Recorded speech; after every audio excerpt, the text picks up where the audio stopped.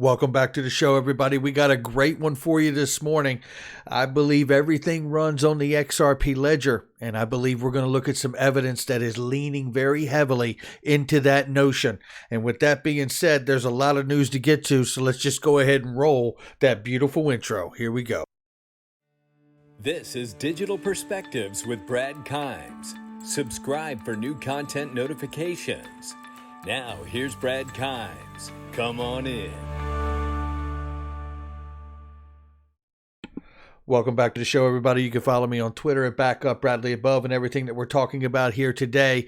Link2.com. That's who's bringing us the numbers this morning. If you want to buy private equity, it's private investing made simple. You do have to be accredited, but reach out and register to them to find out what your options are and how to get into the private equity game. Uphold is back on the board. For how long? No one knows, because it doesn't last long. Make sure you check it out. Let's get into the numbers. 2.3 trillion, almost 2.4, ladies and gentlemen, just a little bit down from yesterday's numbers. And that is an impressive number for crypto right now. Bitcoin, $57,000 plus, and it's up almost 5% on the 7-day. Ethereum still on a tear, holding strong, 3,400 plus. It's up 26.86% on the 7-day.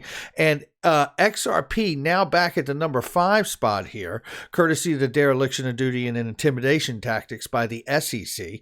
We are at 167. That's right, 167. Over the last hour or so, it's moved quite a bit. We were in the 150 range, and now we're at 167. You have to wonder, is XRP feeling frisky this morning? Remember what the TA people have told us, to keep an eye on it when we're up at that 164, 167 range. If we get above that and hold above that, that's what we're looking for to be able to get to that next leg journey to the 185 mark, and ultimately, as all the TA experts have been calling, a brand new all-time high for XRP. Whoa!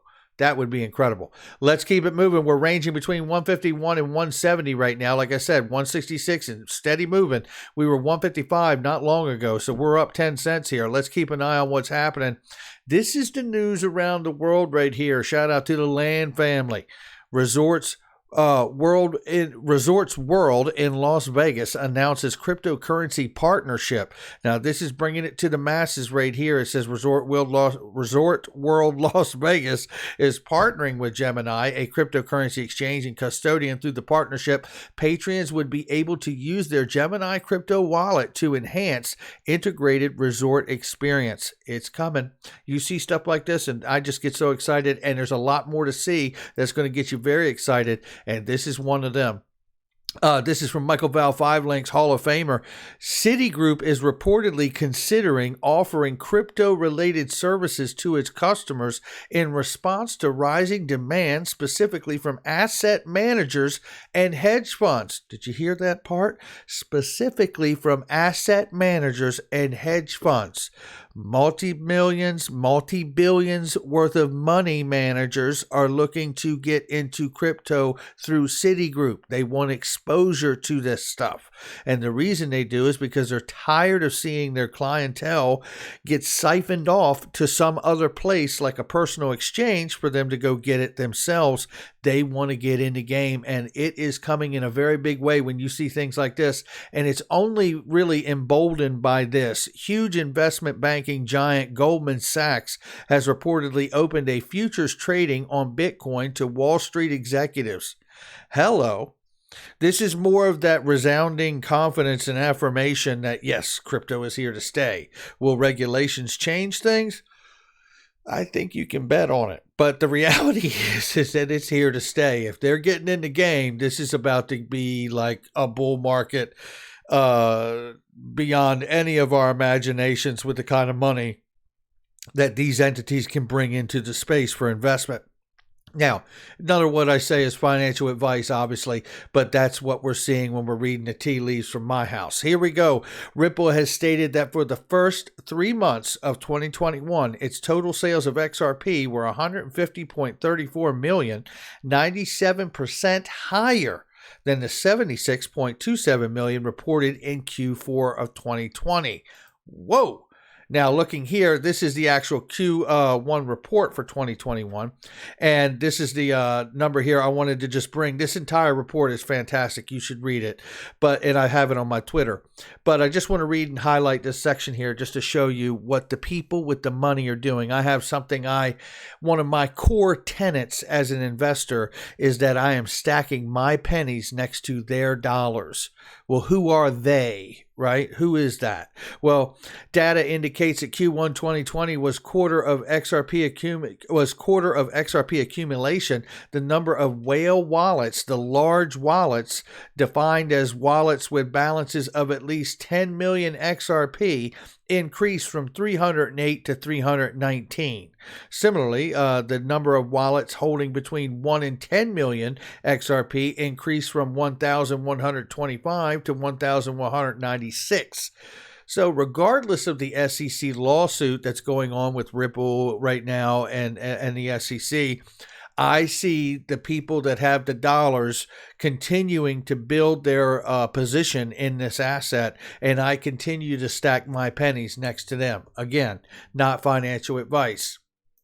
By the way, I do want to shout out dear friend Wesley Panama Watkins, who is really like a spiritual advisor to me. He married me and Mrs. Backup, and I love him, and I hope him and his family are doing well. And I just wanted to say good day to him and his wife and family. And I'm very excited that they are now getting into the crypto game, and I'm very excited for them. So, all right, here, Rob XRP, another win for Ripple. SEC is suffering massive losses here, and it really is getting pretty embarrassing at this point, no doubt about it. Shout out to Rob XRP. You should follow him. He's been crushing it. The SEC made, this is from Yummy, I guess it is. I don't know who this is, but the SEC made two arguments as to why it didn't have to disclose eternal memoranda for BTC, Ethereum, and XRP. The judge denied both of those arguments and is saying, no, you really do need to disclose those documents. P.S. The judge is very polite when rebuking a party. No doubt about it. It means that the SEC has to cough up the documents. I even had a tweet yesterday saying, cough it up, because we know that they don't have the evidence that can truly disprove that Bitcoin or Ethereum are not, in fact, securities. That's the problem there. So here we have a clip from Congressman Warren Davidson says, I'm looking forward to hearing from Chairman Gensler on how the SEC will approach cryptocurrency regulations and possible solutions to modernize settlement. Did you hear that part? And possible solutions to modernize settlement. Now, everybody remembers the Robinhood GameStop debacle when the Wall Street Bets group actually took the social media platform, raised a bunch of awareness from everybody. They got everybody to invest in GameStop. They blew it up, and then all of a sudden, Congress is having hearings now. We must do something about this. The stock market can be manipulated by regular retail investors. Well, that's a laugh, because the stock market's been regulated or manipulated rather by the largest investors of the world, and all that really happened is that they were able to make the large investors change their investment position to follow Wall Street Bets, and they ended up pouring even more money behind Wall Street Bets' position, and everyone made back the money that they would have lost. That is for certain. And those that didn't just didn't follow the trend. So honestly, what it really comes down to here is what I said on the day this happened. They need a reason to fix the high frequency trading that's going on and manipulation that's happening through bot trading, high frequency trading that's going on that has become so riddled throughout the stock market. It's really broken. It really, truly is broken. Listen to what Warren Davidson says here, and we're going to look at some more evidence on this.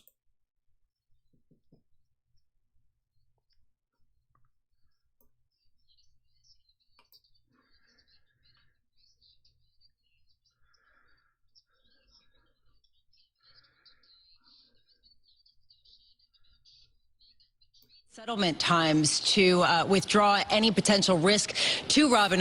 My fault there. I don't know why it defaulted down, but let's catch this part right here. You didn't miss anything, unfortunately or fortunately. So check this out right here. Holding a hearing on that 12 p.m. Eastern today. There has been some discussion about shortening the trade settlement times to withdraw any potential risk to Robinhood like what we saw. Are you for that? Do you foresee that in the near future? Yeah, I mean, it was encouraging initially. I mean, Congresswoman Ocasio-Cortez agreed with the same position I had and Ted Cruz had initially, which is, more democratic access to capital makes our country stronger. I mean, we have the best capital markets in the world, but we do have a chance to improve them. We are facing dynamic times, as you see. Reddit threads, for example, in this GameStop case, have an impact similar to something that could rival a Bloomberg terminal. So speech on a Bloomberg terminal really shouldn't be treated differently than speech on a Reddit thread. I think we have structural opportunities to improve trading to get to T0. All right. This is really what we've talked about all along here. And again, my apologies for the little muted section there. We got that fixed for you. But, what they're saying is can we get the settlement time down to almost 0 seconds so we don't see the ability for manipulation, whether it comes through retail investors in a social media platform or whether it comes through high frequency trading, which they don't really want to acknowledge because that is the real problem here. Okay, now let's just double down and hear what Gary Gensler has said as he calls for Congress to work on investor protection for crypto exchanges. Well, check this out. One of the things that was talked about here is Gary Gensler is laying the groundwork for new reports on manipulation of capital markets via social media. Back to the GameStop issue again, as well as the prospect of the same day or T+0 settlement. Instant settlement is what they're looking for here, right? It will take a lot of work by many parties. We now have the technology to further shorten settlement cycles. Wonder what they would use, not only to the settlement cycle we had a century ago, but even to the same day settlement, said Gensler. I believe shortening the standard settlement cycle could reduce cost and risk in our markets. I've directed the SEC staff to put together a draft proposal for the commission's review on this topic. He goes on to say, when it comes to T+0, Gensler finds himself on the same side as Robinhood CEO Vlad Tenev, who has consistently argued that a shortened settlement time could have averted the drama surrounding Robinhood earlier this year as GameStop and other meme-friendly stocks saw their values rise sharply. So this is all to protect the stock market and the companies from the bad retail investors getting together to team up on things. Yeah, it couldn't possibly be because it's just broken, right?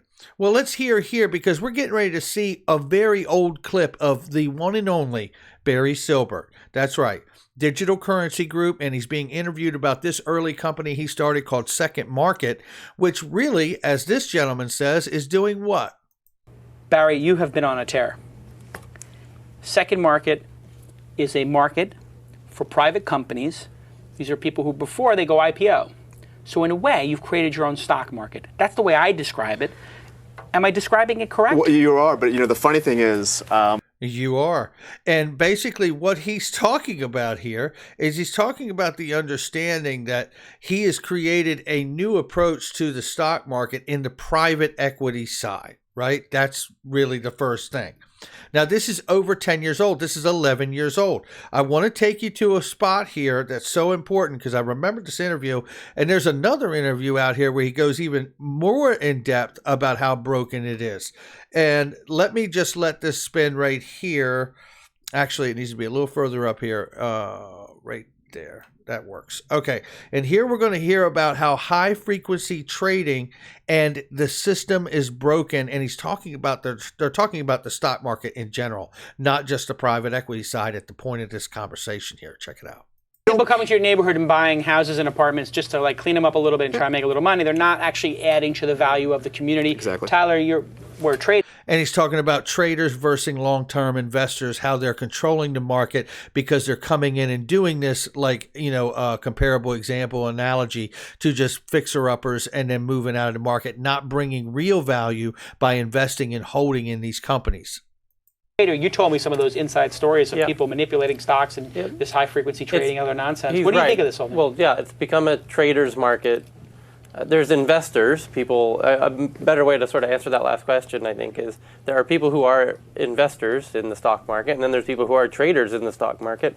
And the traders are, to a certain extent, running the show, except when you have earnings reports and then the data gets real concrete, then it goes back into sort of invest mode for a bit, but it's actually quickly transitions right back into trade mode. Absolutely. I mean, look, I think it's broken, and I think that there's got to be a better way to... I agree.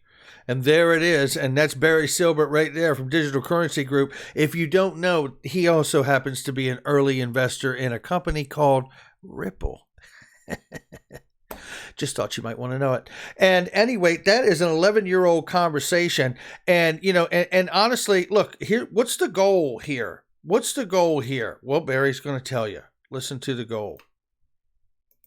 Hell. Well, I think you get And he said to me, this is my best idea ever. I have to keep working. I have to work on this. Yeah. Look, I think you get to the point as an entrepreneur, if you're lucky enough to be successful and have a certain valuation, that on paper, I'm worth more money than I'll ever spend. So Right.